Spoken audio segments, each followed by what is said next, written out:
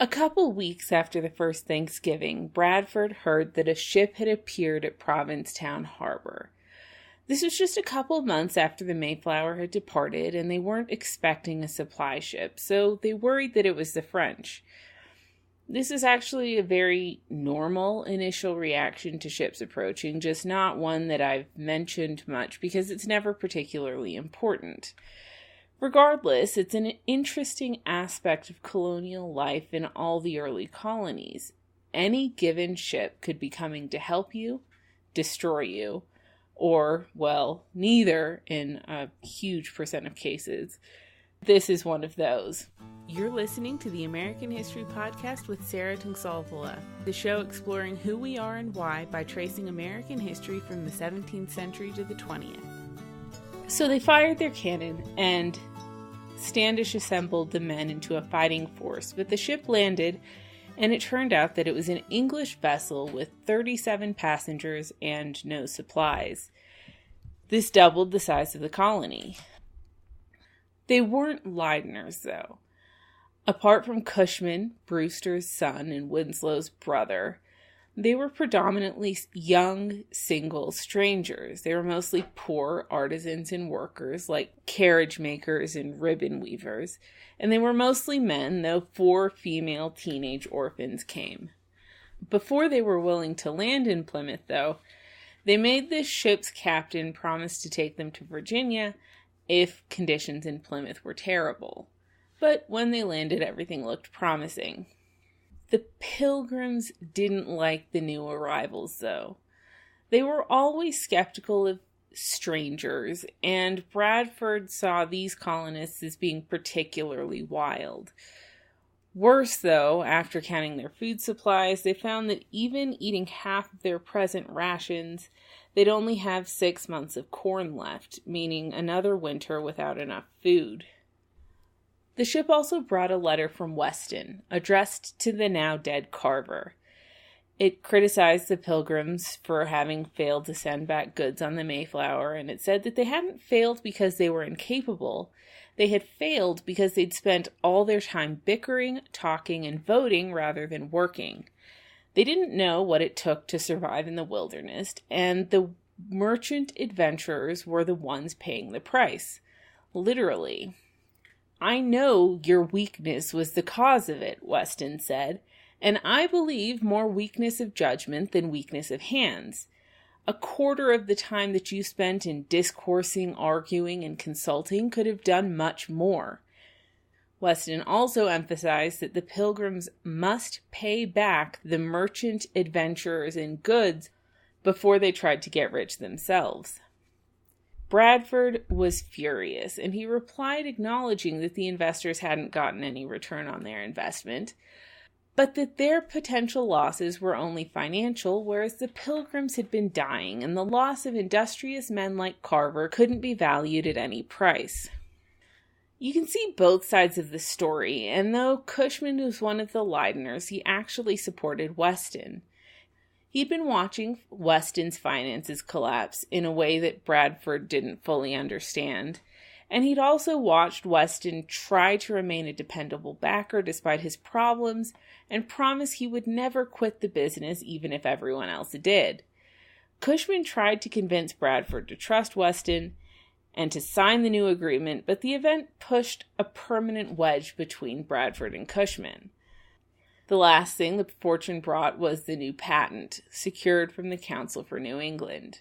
2 weeks later, on December 13th, 1621, the fortune left, carrying 500 pounds of beaver skins and sassafras obtained from the Indians, as well as oak clapboards. It would be enough to cut their existing debt in half, which should convince the adventurers to continue investing. Cushman returned to England, but left his 14-year-old son Thomas in Bradford's care. The ship also carried the text that would later come to be known as Mort's Relation. On the way back to England, though, the fortune made a very common navigational error, which put it off the coast of La Rochelle in France instead of in England. At the time, the French king and the Huguenots were in the middle of a fight, which made the appearance of English vessels extremely suspicious. Every English vessel approaching the port was liable to search and seizure in case it was ferrying supplies to the Huguenot rebels. So when the Fortune approached, a French warship stopped and boarded the ship. The governor seized the guns, cargo, and rigging, and threw the ship's master in jail while Cushman and the crew remained under guard on board the vessel. 13 days later, he let the ship go, with the copy of Mort's relation, but minus the valuable cargo. It was a common error, and the fallout was just bad luck. Well, bad fortune. When they got to London, though, they realized just how damaging the event had been. You remember that the alum racket had blown up in Weston's face the previous summer. And, well, since that time, Weston had desperately continued his tactic of writing IOUs and trading, but he was past the point of no return. He had expected the Pilgrims' friend Pickering to guarantee his debts, but his ties with the wealthy Brownists were weakening. Pickering felt that Weston was taking advantage of him by continuing to issue bills of exchange, which he expected Pickering to honor, and Weston, well, continued. His life was in a downward spiral, and he was using whatever tools he had to slow the decline. In early 1622, the two had a heated argument in London, and the relationship was over. Then a Shrewsbury draper named John Vaughan sued Weston for payment for a consignment of Welsh cotton, and other individuals started to come after Weston for unpaid debt, and the authorities started to come after him for his unpaid fines and customs duties. So when the Fortune came back with nothing, Weston sold his share in the Plymouth venture for whatever someone would pay him, and he got one last patent.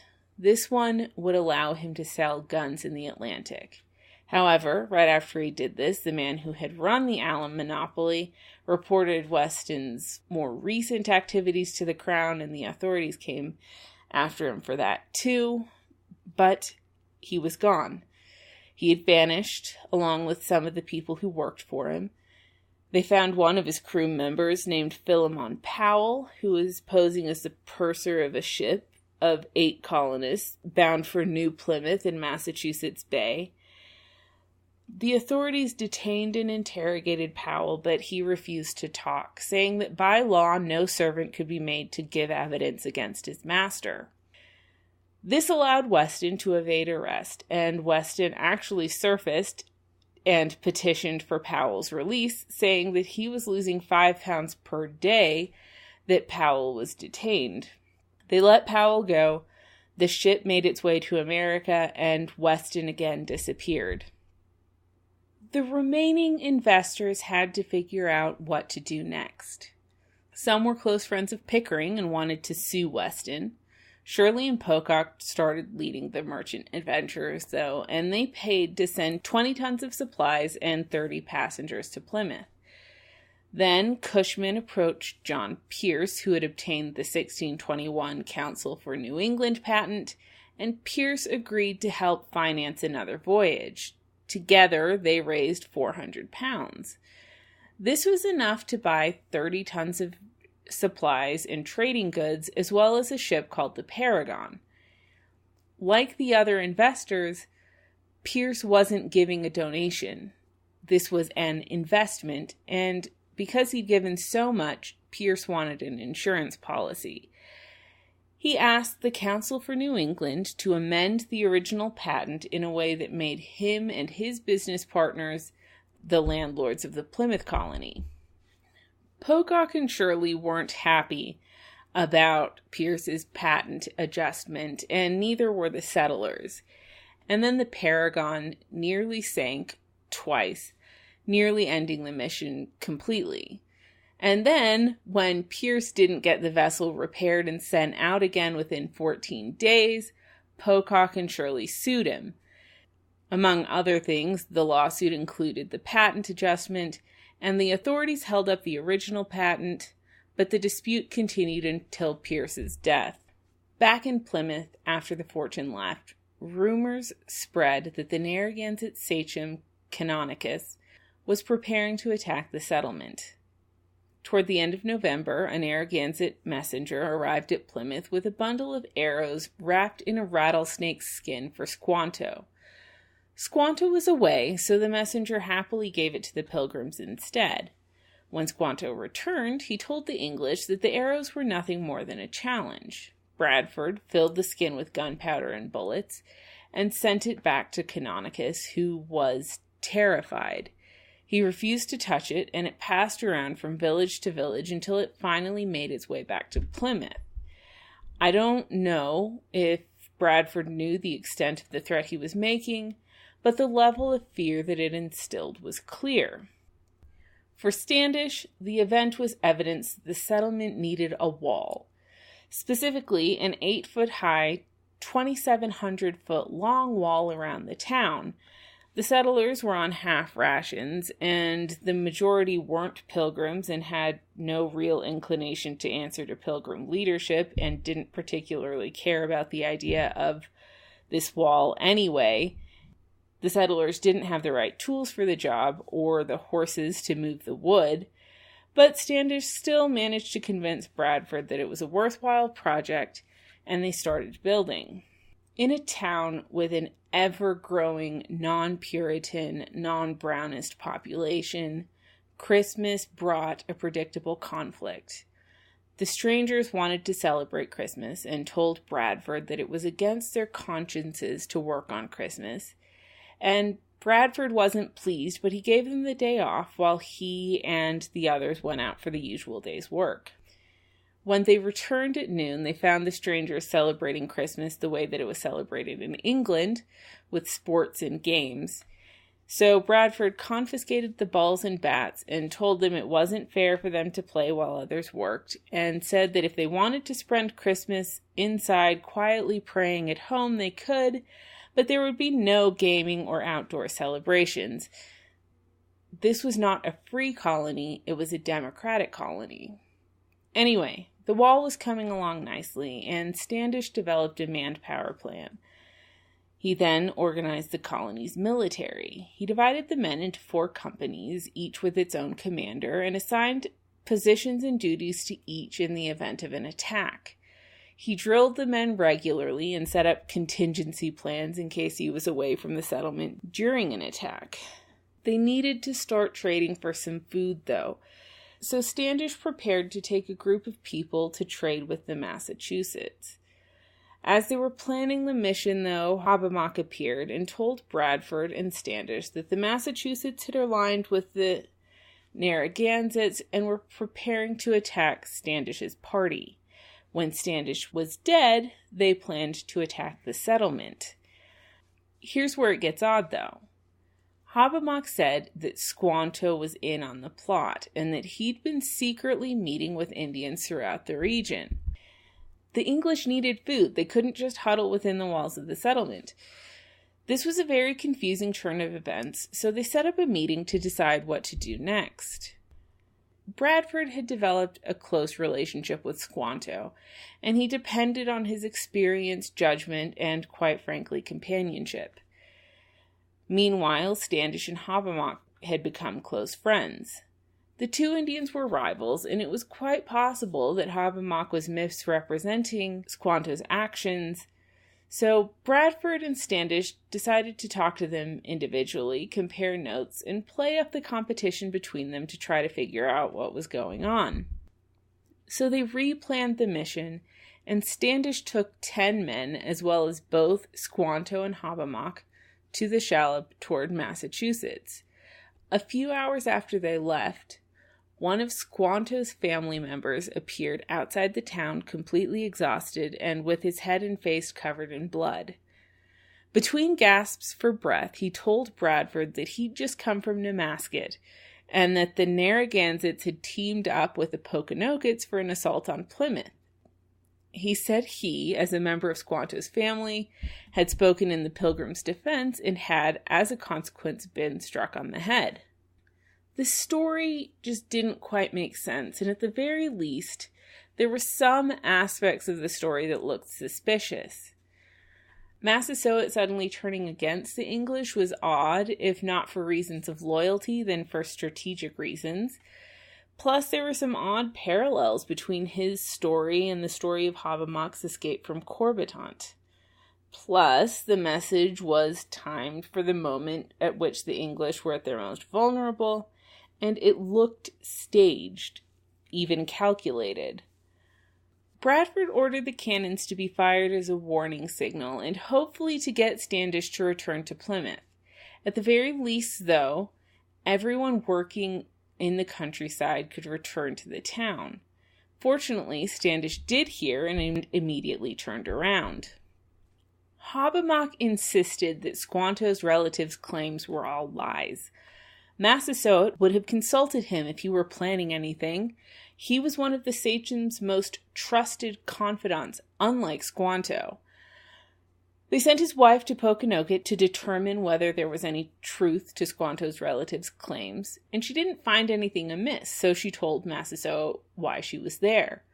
Massasoit was furious. He assured Bradford that he would warn him of any possible threats to Plymouth if they arose.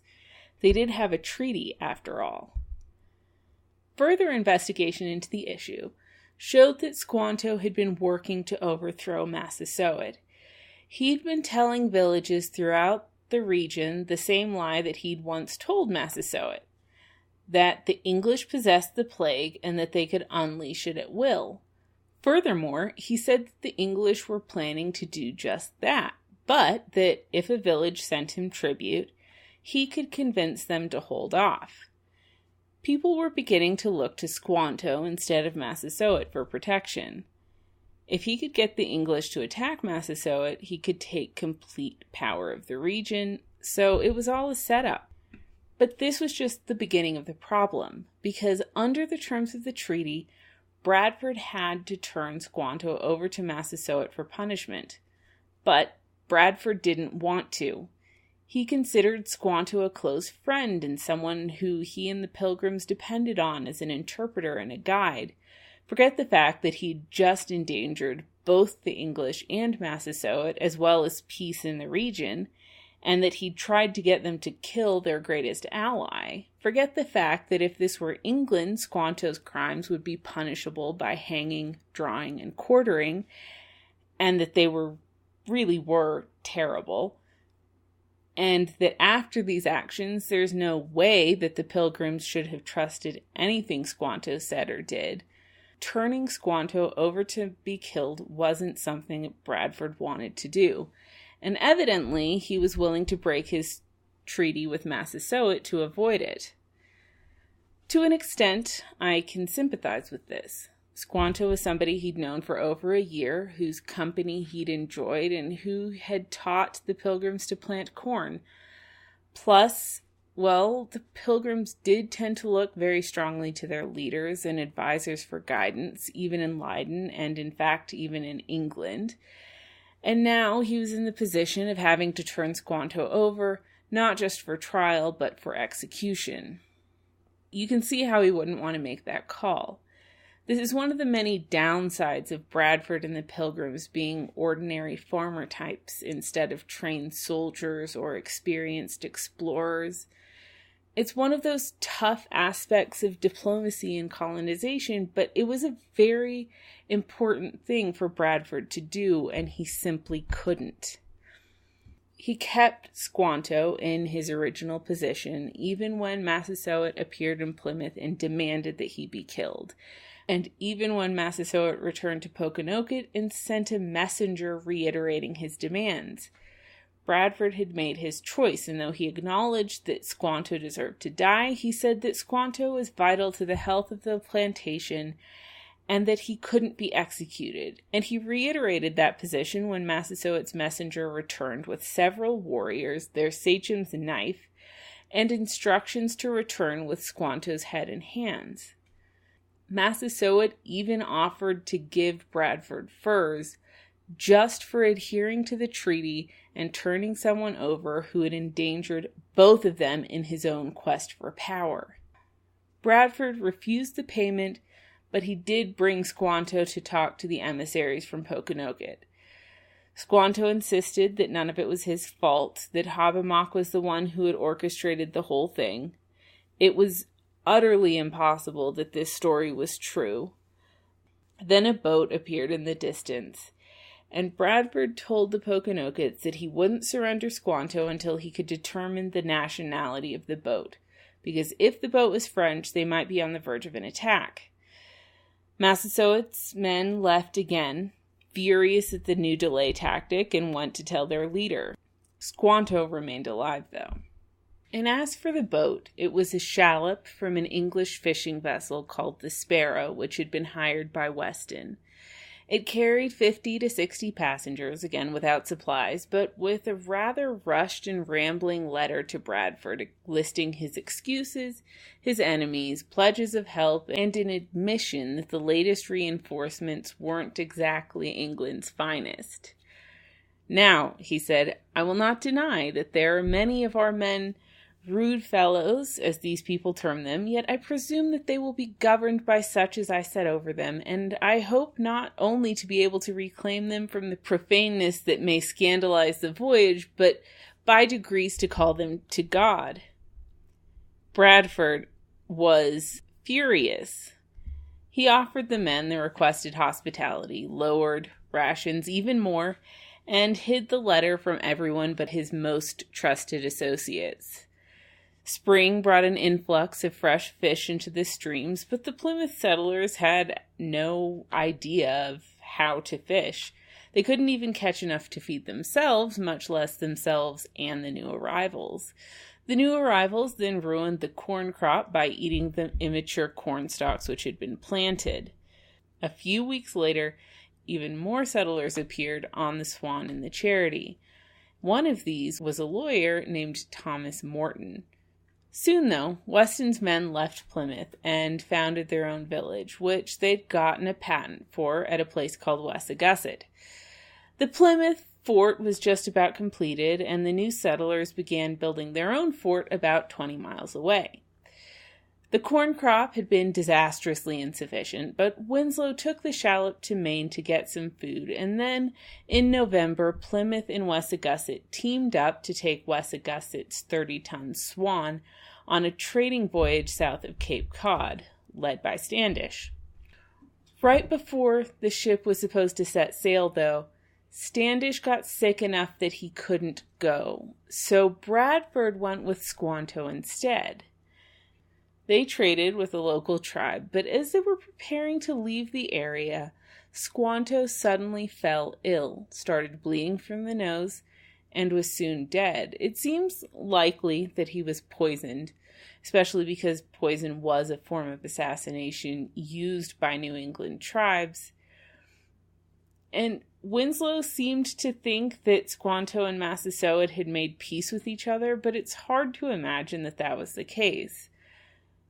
Bradford did claim, though, that as Squanto was dying, he asked him to pray for him, that he might go to the Englishman's God in heaven, and that he then bequeathed his things to his English friends as remembrances of his love. But Squanto was dead, and the relationship with Massasoit was damaged, so it was a lose-lose situation for Bradford and Plymouth. When Standish recovered, he and Bradford went on another trading expedition, this time to the west. And with the coldness and reservation of the people there, they started to realize just how much they and Weston's men had antagonized the natives. This was a year after the first Thanksgiving, and things couldn't be more different. Relations with Massasoit were strained, and rumors were that the Massachusetts were preparing to attack. Plenty had been replaced by poverty, and instead of a godly haven in the wilderness, the Pilgrims were surrounded by the kinds of people that they'd left England and then Leiden to get away from.